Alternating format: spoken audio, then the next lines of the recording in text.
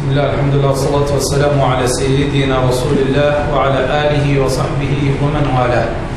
نوينا من أول شيخنا وما علمه الله عز وجل من صالح النهايات، أسأل الله عز وجل أن يجعلنا من المقبولين عنده ومن كتب لهم وبهم النفع في هذه الحياة في عافية. وصلنا في كلام الإمام الحداد، لازلنا في الكلام عن الإلهيات، أي العقائد المتعلقة بالإله سبحانه تبارك وتعالى. Praising Allah subhanahu wa ta'ala and sending salutations upon the Prophet sallallahu we said that we are continuing reading in the book of Imam al-Haddad, and we are still talking about those elements in this book which speak specifically about those things related to our belief in Allah subhanahu wa ta'ala. واعتقادنا أنه عز وجل كما قال الإمام الحداد أنه مريد للكائنات مدبر للحادثات. الإرادة أي أنه يخصص الممكن ببعض ما يجوز عليه، يعني هو الذي يريد عز وجل أن يكون الأمر على هذا الوصف بهذا المقدار. هكذا أراد الله عز وجل. And we reach the point where he says, and that he, exalted is he, wills existent things and directs all events. What does this will or this irada mean? This means specifying those things which are possible in his creation. Those things which are possible, and then the irada is the thing which specifies those possible things, i.e. his will is that which brings about those things in existence which were previously possible. فلذلك لا يكون كائن إلا بإرادة الله وقضائه. Which means that nothing in existence only, those things in existence only occur through his will and his decree. وكل شيء وجد في هذه الحياة فهو بترتيب الله وتقديره. And everything which is existent in this life is through his directing and his management. فهو أيضا مدبر للحادثات. هذه الحادثات هو الذي يدبرها ويرتب أمرها سبحانه عز وجل. And so he directs all events, these things, everything that occurs in existence is through his direction. ولذلك قال النبي صلى الله عليه وسلم لابن صياد عندما أظهر بعض الأمور، قال له اخسع عدو الله فلن تعدو قدرك، يعني لن تتجاوز الترتيب الذي رتبه الله عز وجل لك. And this is why when Ibn Sayyad, the person who made claims during the time of the Prophet ﷺ said to him, keep silent, O enemy of God, because you will only be able to do that which has been decreed for you.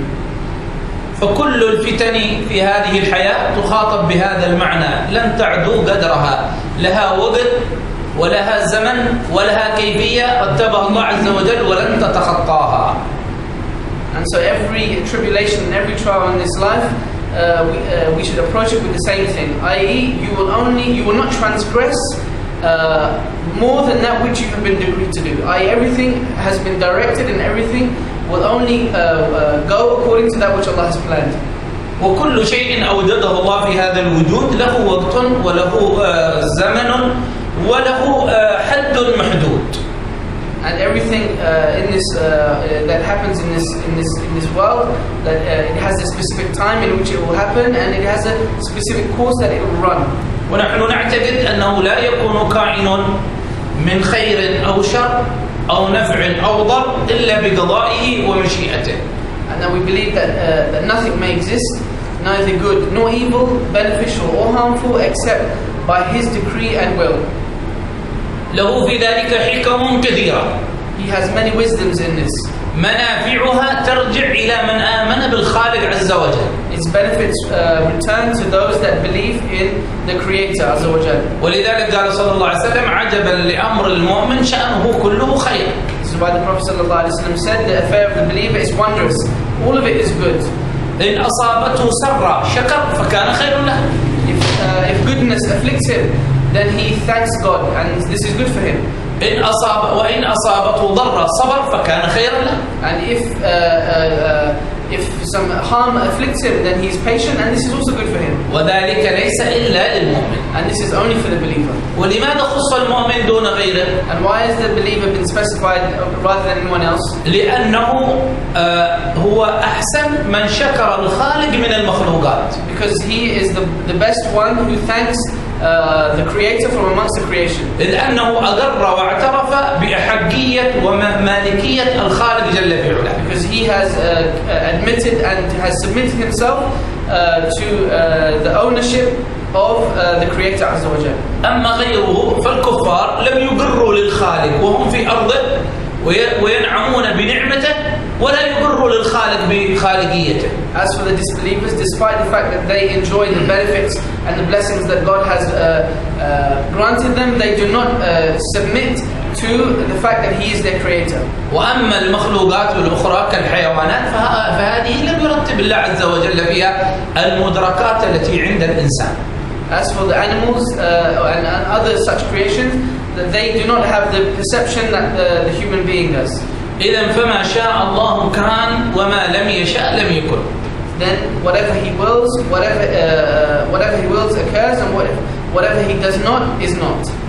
جاء أن بعض الصالحين كانوا يراه الناس دائما في طمأنينة، في سكينة، في أنس. يرى هذا الصالح. And so one of the righteous people was always seen in a good state, seen in a state of solace, in a state of stillness and tranquility.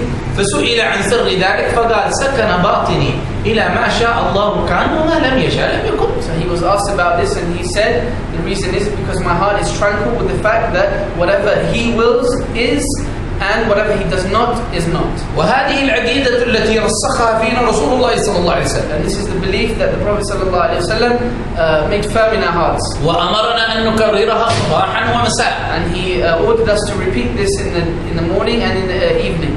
وقال إن المكرر لهذه العقيدة سوف يجد من الحفظ من الله في ماله وفي نفسه وفي أهله ما لا يجد غيره.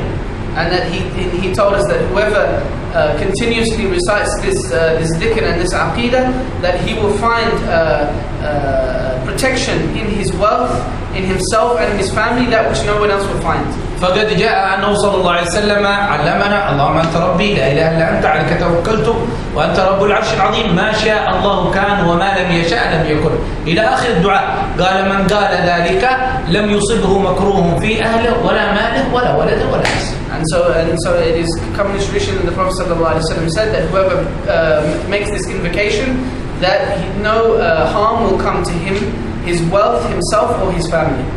فإذا عرفنا ذلك فنحن عقيدتنا كذلك أن لو اجتمع الخلق كلهم على أن يحركوا في الوجود ذرة أو يسكنوها دون إرادته عز وجل لعجزوا عن ذلك. And that's why it is also a belief, as the next line says, that should all creatures unite to move or halt a single atom in the universe in the absence of His will, they would be unable to do so. طيب والناس هؤلاء ما معنى هذا الناس يدبرون ويخططون ويرتبون يقومون ويقعدون وينتصرون ويخسرون يعني ما هذا في الوجود كيف هذا؟ So then what is the meaning of everything that takes place in life? People plan, people direct, they sit, they stand, they plan things, they do all these things, there's all this movement. هؤلاء ينفذون خطة رسمها الخالق جل وعلا. These people and the people that do this in creation, all they are doing is carrying out the plan which Allah subhanahu wa ta'ala has planned out. نحن أحيانا في شركة من الشركات نرى بعض الموظفين أو بعض المدراء يقوم ويذهب ويقرر ويرتب ويعاتب وينفذ ويقرر ويتخطى أشياء كثيرة. فهذه ليس بإرادته إنما هي خطة رسمتها له مؤسسته وشركته فهو الآن إنما ينفذ هذه الخطة. And so we see, for example, in companies, in businesses, we find managers and other employees doing things, they're ordering, they're organizing and all these types of things. Are they doing this by their own will? No, they're just carrying out the plans and the directions that they have received from the higher up. والخلق كلهم اليوم إنما ينفذون خطة رسمتها الإرادة الإلهية والقدرة الربانية. And so all creation, everything that creation does is merely carrying out the plan which the divine will has drawn up from before. فطوبى ثم طوبى لمن رسم الله عز وجل له خطة خير وقذف في قلبه أن يميل إليها. And so glad tidings to the one who Allah has planned for them something good and He has cast in his heart an inclination to that which is good. كما نعتقد أن الله سميع بصير. And so we also believe that Allah is all hearing and all seeing. فهو يسمع ويبصر الموجودات. And so He hears and sees everything in existence. لا تخفى عليه خافية سبحانه عز وجل. Nothing escapes His knowledge subhanahu wa ta'ala. لا في صغير ولا كبير. Small matters or big matters. يسمع كل شيء ويبصر كل شيء. He hears everything and He sees everything. بسمع إحاطة سبحانه عز وجل. By an encompassing hearing. لا يعزب عن ربنا عز وجل مثقال ذرة في السماوات ولا في الأرض. Not an atom's weight of knowledge escapes the knowledge of Allah subhanahu wa ta'ala. فإذا آمنا بذلك واعتقدنا. And so if we believe this and if we believe this, ينبغي لنا معاشر أهل الإسلام والإيمان ألا نخاف إلا من الله. If we believe this, then we, the believers, should not fear anything except Allah. وألا نرجو إلا من الله. And that we should not seek or expect anything except from Allah. ولما قال نبي الله موسى عليه الصلاة والسلام لربنا عز وجل كيف كذا وكذا قال لا تخافا إنني معكما أسمع وأرى. هذه القضية. And so when Sayyidina Musa complained to Allah subhanahu wa ta'ala about a certain thing, Allah subhanahu wa ta'ala responded, says, do not fear, I am with you, I am with both of you, I see and I hear.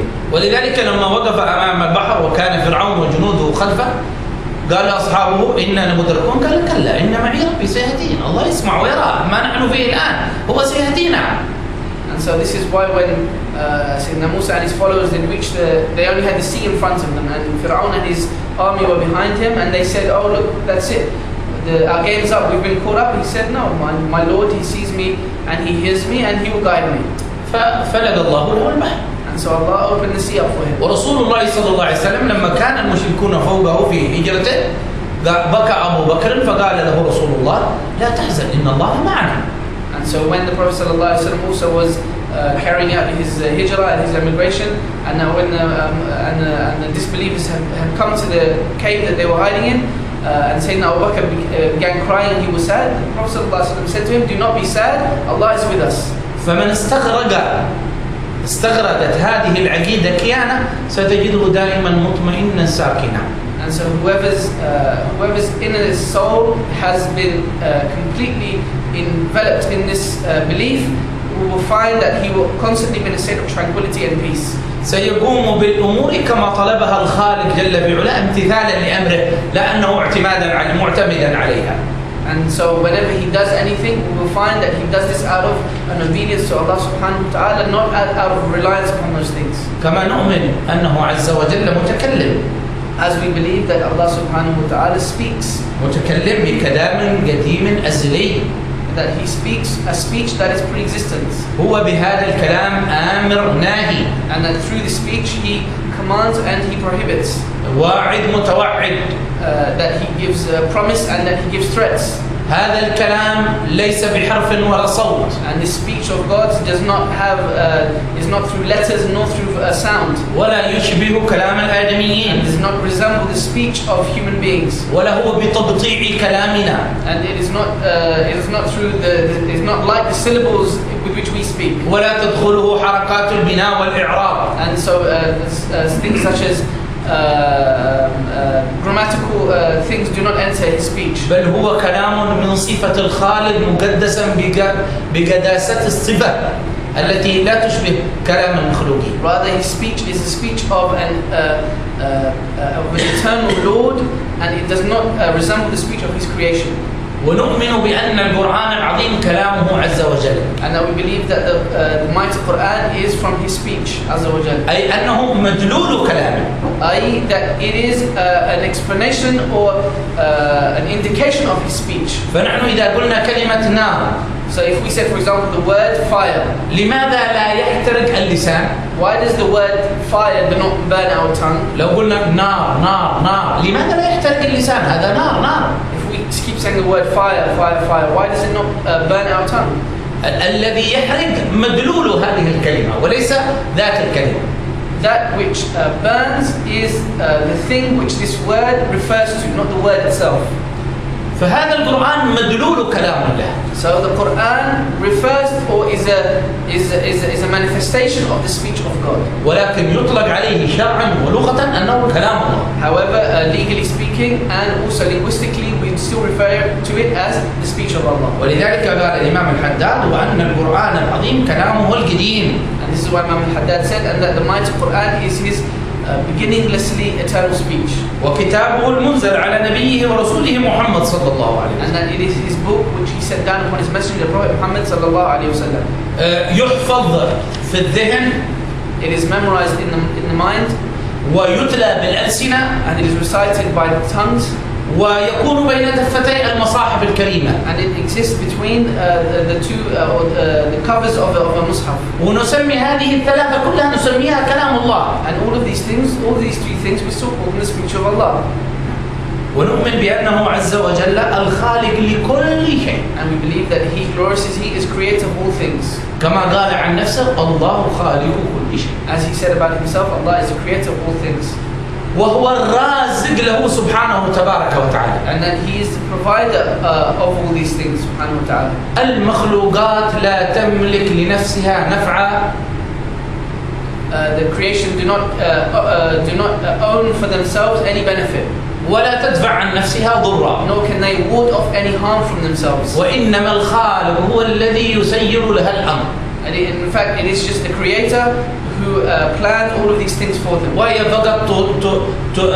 فقط تنفذ ما رسمه الخالق لها. And that the creation only carries out that which Allah has planned for them. وإنما المدبر والمتصرف في الأمور كيفما شاء هو الله عز وجل. Rather, the one who directs and manages things according to His own will is Allah Azza wa Jalla. ولكنه ليس بمستعجل. However, he is not in a rush. كان صلى الله عليه وسلم ما يخطب خطبة إلا قال للناس إن الله لا يعجل كعجلة أحدكم. And that when the Prophet sallallahu alaihi wasallam, whenever he would give a sermon or a khutbah, he would say that Allah is not in a rush like any of you. نحن بما أعطانا الله عز وجل وقذف في قلوبنا من محبة الخير للناس. Us, for example, that which Allah subhanahu wa ta'ala has cast in our hearts in terms of seeking benefit for the people. لو أن الله أعطانا التصرف في الكون. If Allah had given us the power to do things in the creation. ستقوم القيامة بعد 4 ساعات. The qiyamah would come after 4 hours. لأننا لن نصبر. Because we don't have any patience. ولن نحلم عن أحد. And we do not have patience with anyone. ولن نرضى بظلم لمظلوم. And we are not content with any oppression. هذا بما جعل في القلوب من محبة الخير والنفع للناس. And this is what Allah has put in our hearts in terms of wishing goodness and good for other people. والله عز وجل حليم على العباد. However, Allah is forbearing and He is merciful on His creation. عمر الكون هذا آلاف مؤلفة من السنوات. And the age of this universe is thousands, millions of years. ولن يقيم ربنا الساعة إلا في وقتها. And Allah subhanahu wa ta'ala will not bring about the final hour except at its appointed time. وإنما هي خطة رسمها للكون سينفذها أهل الكون ثم يعودون إليه فيحاسبهم. Rather, this is just a plan that He has previously or He has eternally drawn out, and that He will carry it out, and the hour will come at its appointed time. ولذلك قال بعض الصالحين. And this is why some of the righteous said, الدنيا سوق عقدت ثم انقضت ربح من ربح وخسر من خسر. He said that one of the righteous people said that the dunya is a marketplace that was set up. He who profited, and he who made a loss made a loss. فالمدبر والمتصرف فيه كيفما شاء هو عز وجل ليس له في ملكه منازع. And so He disposes of them as He wills, and He has neither rival nor opponent in His realm. لا أحد ينازعه فيأخذ ماله عز وجل ولا أحد يدفع ما أراده الله عز وجل. Nobody he does not have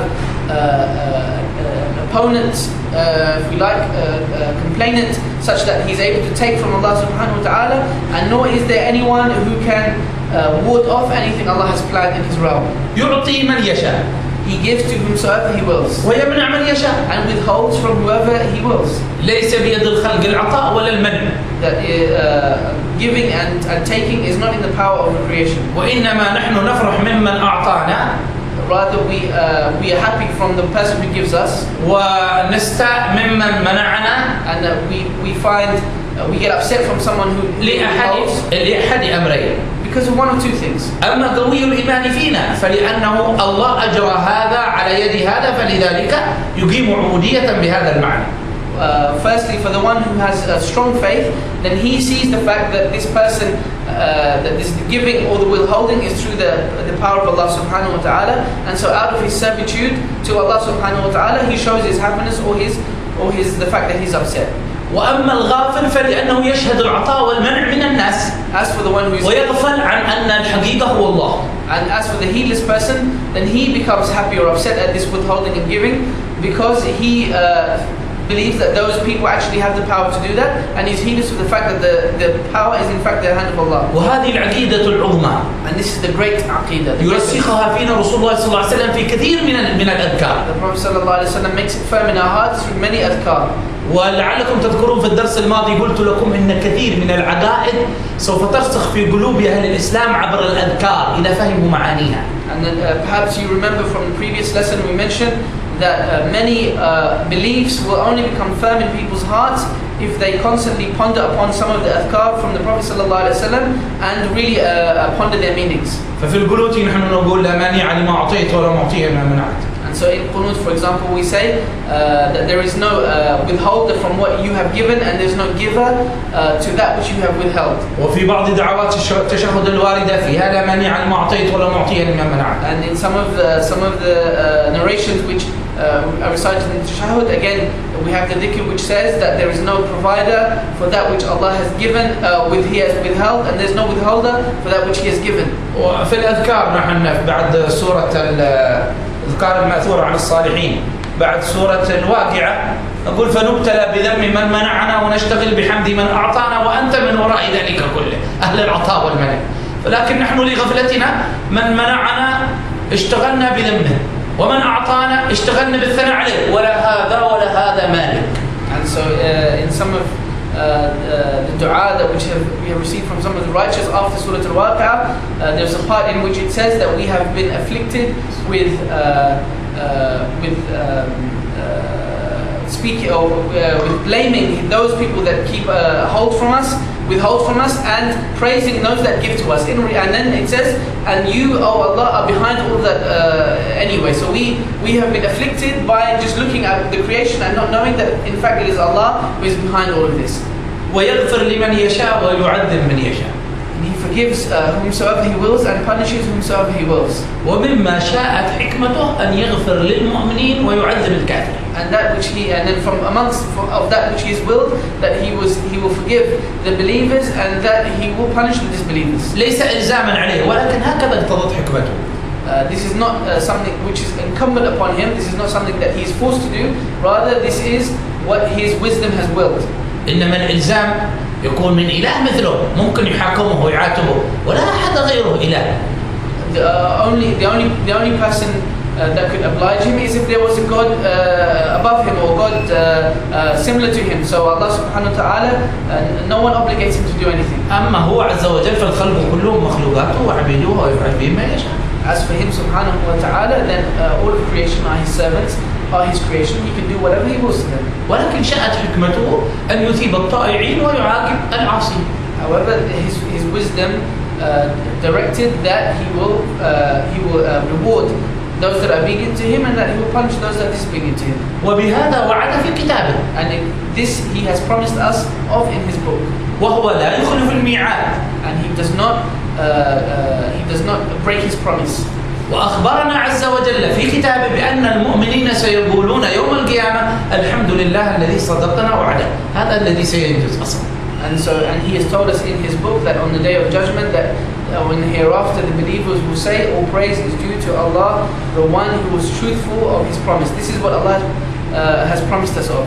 أما هو عز وجل فهو لا يسأل عما يفعل وهم يسألون. As for Him Azza wa Jal, He is not questioned about His actions, rather they are questioned. ثم عقيدتنا أنه حكيم في فعله. And then our belief is also that He is wise in His acts. يضع الأشياء في موضعها. He puts things in their rightful places. مرتب الأشياء بحكم وأسرار ومنافع كبيرة للعباد والبلاد. And that he puts things according to wisdoms and secrets and benefits for his servants and his creation and the earth.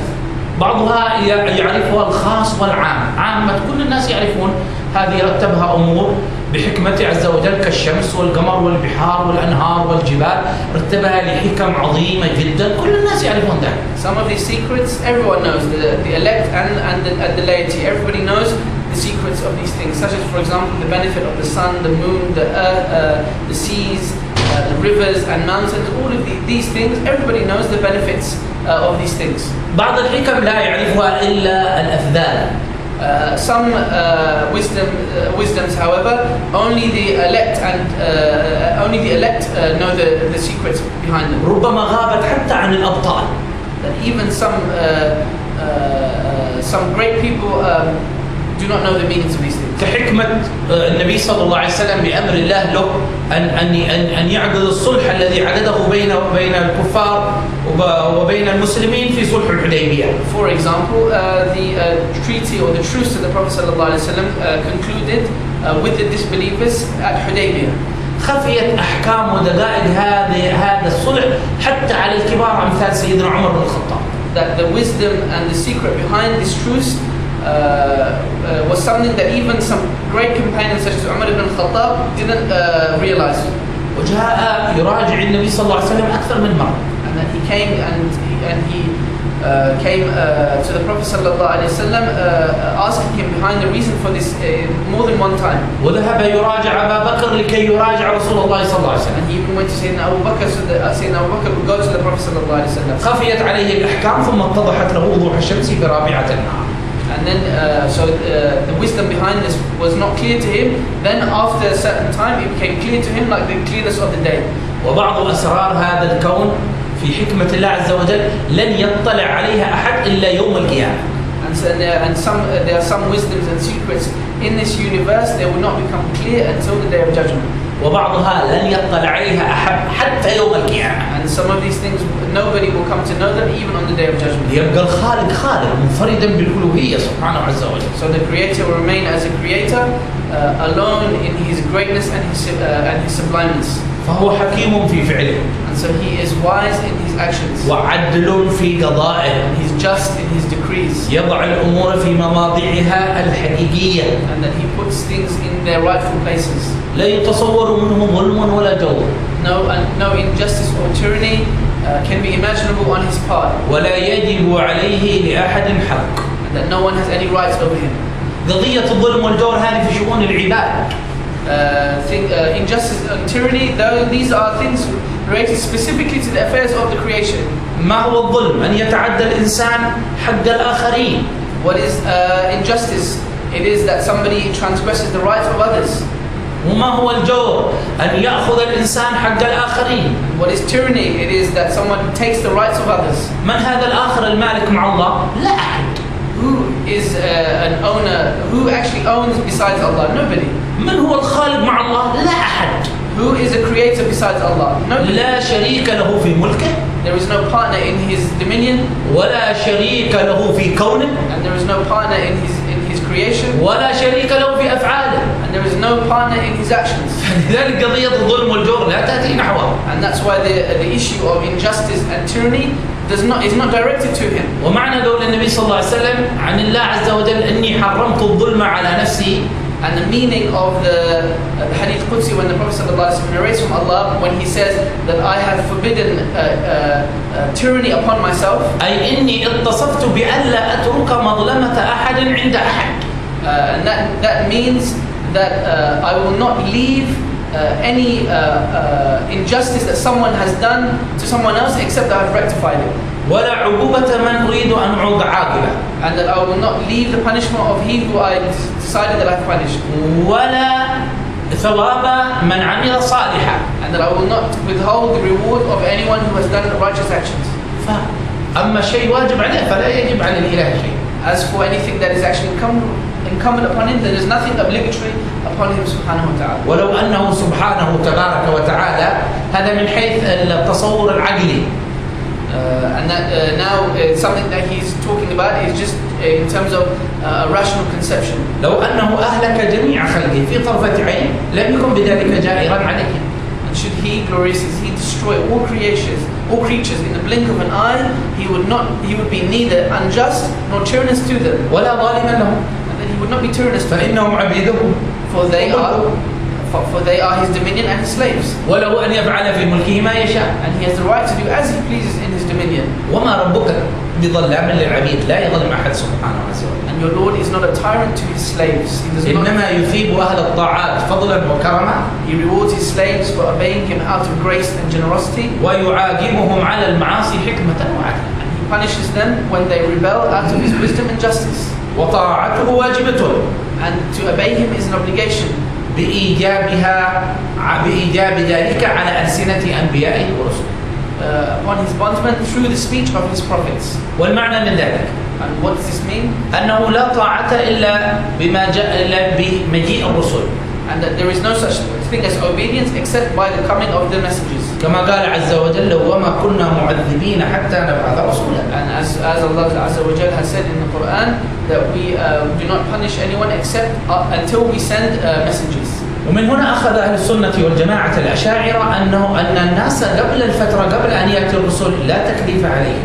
And this is and it's from this understanding that the ulama of the Ash'ari have taken the belief that those people that existed before the coming of the messenger, that there was no punishment for them, there was no legal obligation from them. لأنهم لم يبلغوا. Because the message did not reach them. والقيام بالطاعات إنما هي بعد بلاغ الرسل. And doing acts of obedience only comes after the message of the prophets has reached them. وكل كذلك من جاء بعد الرسالة ولم تبلغه الرسالة. And similarly, those people who came after the coming of the message, but the message did not reach them. بل فرع بعض أهل السنة والجماعة الأشاعرة وقالوا أنه حتى لو بلغته الرسالة ولكنها مشوهة فهو ليس بمكلف. To the extent that some of the Ash'ari have actually said that even if the message reaches them, but the message that has reached them is incorrect, or it is some way not a reflection of the true message, then they also are saved and are not legally obliged. وهذا يوسع طوق النجاة كثير جدا للكفار حتى في زماننا. And this opens the door and makes it a vast door of mercy for those disbelievers, even those disbelievers living in our time. وحصل اختلاف ماذا سيكون حال هؤلاء يوم القيامة. And there is a difference of opinion then. What will be the state of these people on the day of judgment? فهناك قول أن الله عز وجل لن يعذبهم. And so there's an opinion that Allah subhanahu wa ta'ala will not punish them. وأنه سيدخلهم الجنة. And that He will make them enter Jannah. شأنهم شأن أطفال الكفار الذين يموتون أطفال. That their affair will be like the affair of the children of the disbelievers who will enter paradise. وفي قول آخر قوي أنهم سيختبرون. And there is another opinion, and it's a strong opinion, that they will be tested. فمن وصف كفرا دخل النار ومن وصف إيمانا دخل الجنة. He whoever shows faith, he will enter heaven, and he who shows disbelief will enter the fire. وهناك أقوال أخرى. And there are other opinions. وننتظر يوم القيامة ماذا يفعل الله عز وجل. And we wait till the day of judgment to see what Allah subhanahu wa ta'ala does. إنما هذه مقررات بحسب الاستنباطات من الكتاب والسنة والقواعد الشرعية. And these are merely extrapolations which the scholars make from the Quran, the Sunnah, and the general principles in the Sharia. وإنما حقيقة الأمر سترجع إلى الله عز وجل يوم. But the reality of the affair, it goes back to Allah subhanahu wa ta'ala. أسأل الله عز وجل أن يكرمنا بالعلم النافع والعمل الخالص المقبول والدعاء إلى الهدى والدلالة على الخير. سورة بداية قلب نبينا محمد صلى الله عليه وسلم إلى أرواح مشايخنا ومعلمينا له الحقوق علينا وإلى حضرة النبي.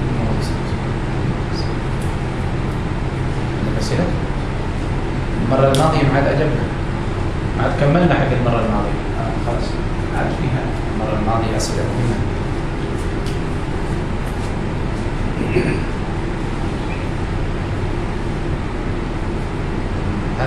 هذا سؤال عن